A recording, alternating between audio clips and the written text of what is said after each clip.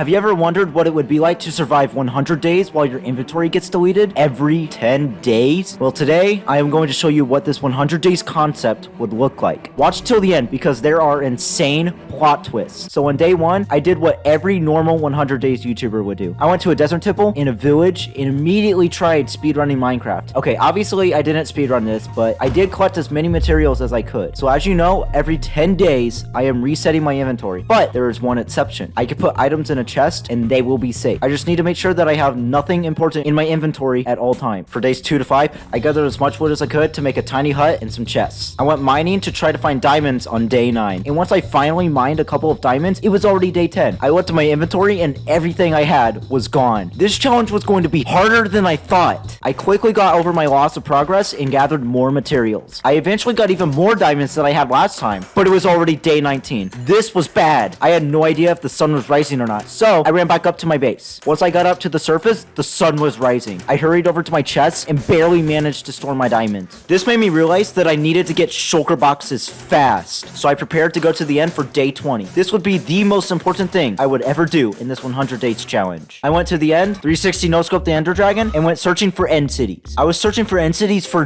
days and literally couldn't find a single one. Day 30 was quickly approaching, and as soon as I was about to place a chest, I realized that I forgot to bring some with me. Well, this was extremely inconvenient. I needed to find some shulker shells and immediately go back to my chest. After my insanely long journey, I finally found an end city. I killed a couple of shulkers and went to the end ship to get a single chest, but it was too late. Day 30 was already here, and my entire inventory got annihilated. I actually wasn't too upset because I had a backup plan waiting for day 35. Once I had a couple of elytras, I put some in a chest to keep them safe. Then, after I did this, I searched for some villagers. Villagers are the only thing in this challenge that are useful. If I lose some gear that I have, I could just go back to the villagers and trade with them to get more gear. But before I could do any of this, I had to make a melon farm. This would probably be one of the biggest melon farms ever. Once I finished the melon farm, I towered up to get an insane view. You guys see melons, but all I see is emerald. I jumped down, but as soon as I was about to glide on my elytra, it turned to day 40.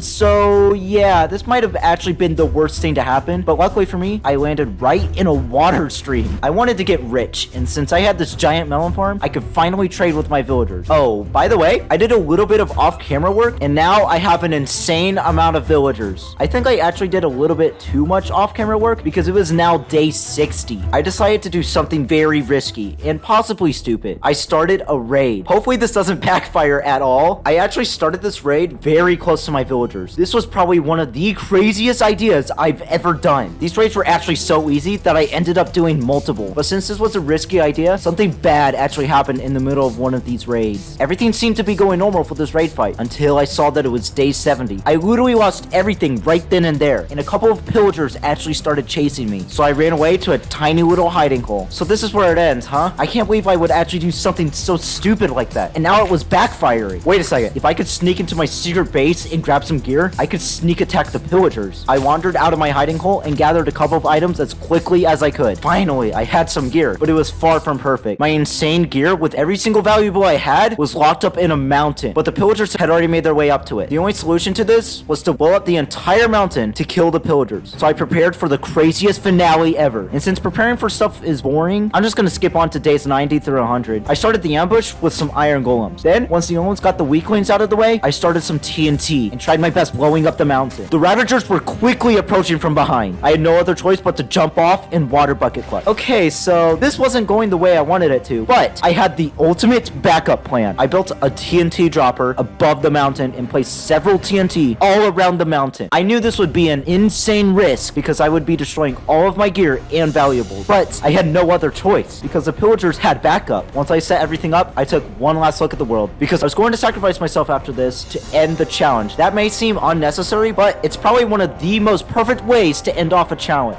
I started the TNT dropper and watched the destruction unfold. The TNT seemed to be working because it absolutely destroyed everything in its path. After it was done wreaking havoc, I shut the machine off and surveyed the damage. I looked around to see if there was any hope of my items still intact, but after searching, I realized that it didn't even matter because these were going to be my last couple of minutes in this world. This was actually a really cool challenge, and if you like these interesting challenges, then please let me know. So after I set up one final TNT dropper, I put my remaining items in a chest one final time. I went up to the dropper, pulled the trigger, and accepted my fate.